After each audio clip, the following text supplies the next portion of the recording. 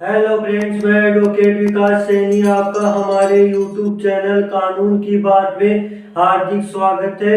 आज के इस वीडियो में हम जानेंगे कि बंदूक का लाइसेंस कैसे बनता है। बंदूक का लाइसेंस लेने के लिए दोस्तों आपको सबसे पहले एक फॉर्म भरना होता है। यह फॉर्म आपको ministry of home affairs website पर मिल जाएगा। आप वहां से भी डाउनलोड कर सकते हैं। इस फॉर्म में आपको नाम पते भरने होते हैं और आप कहां पर रहते हैं इसका स्थायी पता आपको फॉर्म में भरना होता है। और दोस्तों, यदि आप पर पूर्व में कोई भी क्रिमिनल केस दर्ज हुआ है तो उसका क्या परिणाम हुआ यह भी बताना होता है। दोस्तों, यदि पुलिस ने कभी भी 107 और 116 सीआरपीसी के तहत आप पर कोई कार्रवाई की थी तो उसका परिणाम क्या हुआ। दोस्तों, यदि आपने पूर्व में बंदूक के लाइसेंस के लिए आवेदन किया था तो उसका क्या परिणाम निकला। और यदि आपके परिवार में किसी के पास पहले से बंदूक मौजूद है तो उसके बारे में भी बताना होगा। और आपके पास बंदूक रखने के लिए जो भी विशेष स्थान है उसके बारे में भी आपको बताना होता है। दोस्तों, कई राज्यों में यह प्रावधान है कि गन का लाइसेंस उस व्यक्ति को दिया जाता है जिसने कहीं पर गन चलाने की प्रैक्टिस की और वहां से उत्तीर्ण सर्टिफिकेट प्राप्त कर लिया है कि अब आप हैंड गन, रिवॉल्वर और शॉटगन चलाने के लिए सक्षम हैं। दोस्तों, यह कंडीशन कई राज्यों में ही है, सभी राज्यों में यह कंडीशन लागू नहीं है। दोस्तों, आपको कारण भी बताना होगा कि आपको गन का लाइसेंस क्यों चाहिए। दोस्तों, बेसिकली सभी का एक ही रीजन होता है कि जीवन की सुरक्षा के लिए मुझे गन का लाइसेंस चाहिए।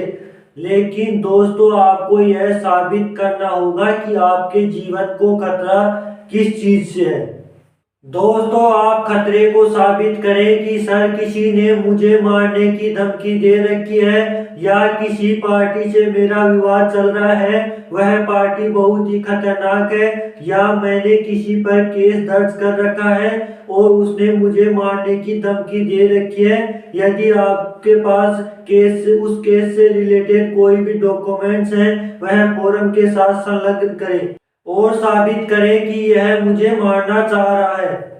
दोस्तों, यदि आपके पास जमीन है और आप खेती करते हैं तो आप खेतों पर अवश्य ही जाते होंगे और आपको वहां पर जीवन की सुरक्षा के लिए गन का होना आवश्यक है, क्योंकि जानवर कभी भी हमला कर सकता है। यह दोस्तों महत्वपूर्ण रीजन है कि सर मुझे जानवरों से सुरक्षा के लिए गन चाहिए। अब दोस्तों, फॉर्म में आपको सेलेक्ट करना होता है कि आपको गन कौन सी चाहिए, शॉर्ट गन चाहिए, हैंड गन चाहिए या रिवॉल्वर चाहिए।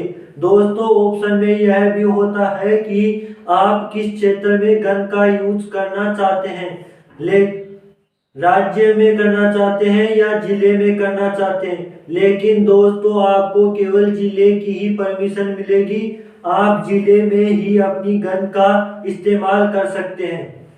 फॉर्म भरने के बाद में दोस्तों, यदि गन का लाइसेंस देने का चार्ज एसटीएम के पास है तो आप फॉर्म को एसटीएम कोर्ट में, यदि डिस्ट्रिक्ट मजिस्ट्रेट को अधिकार है लाइसेंस देने का तो आप डिस्ट्रिक्ट कोर्ट में, यदि एसपी के पास चार्ज है तो आप एसपी के ऑफिस में, और यदि सरकार ने कोई अलग से ऑफिस बना रखा है तो उसके ऑफिस में शपथ पत्र के साथ में फॉर्म को जमा करवाएं।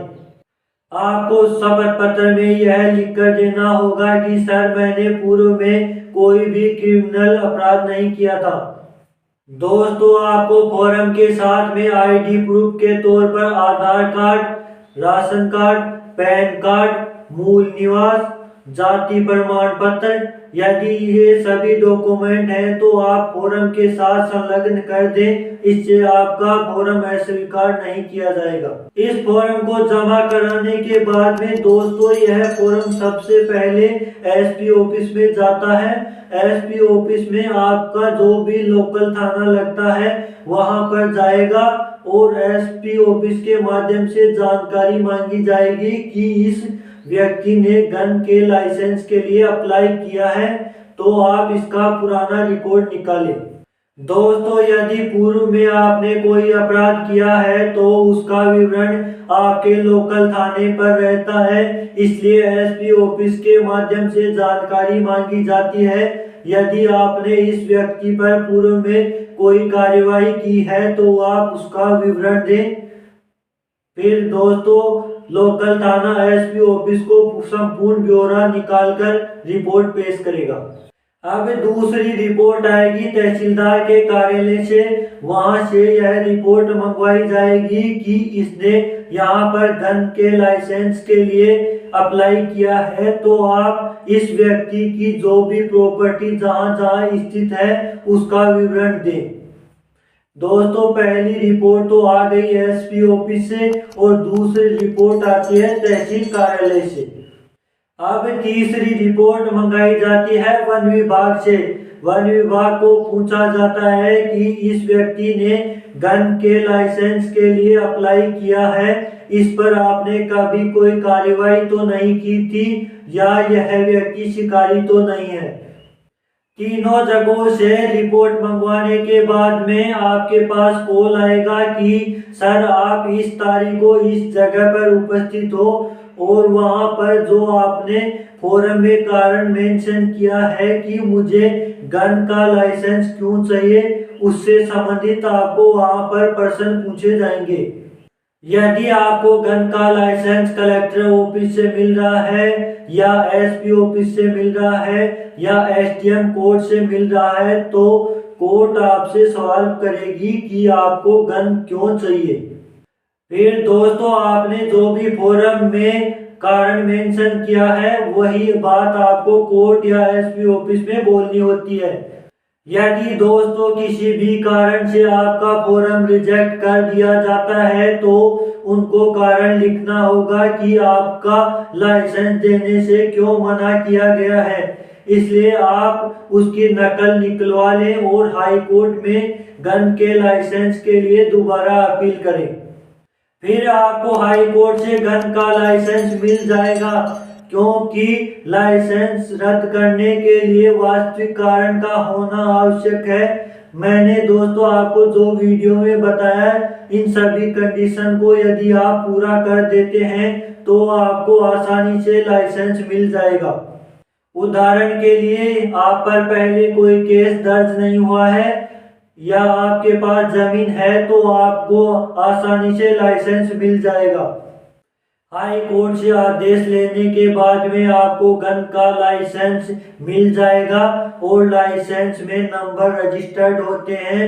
फिर आपको दोस्तों गन खरीदनी होती है और फिर गन पर उन लाइसेंस के नंबरों को अंकित कर दिया जाता है।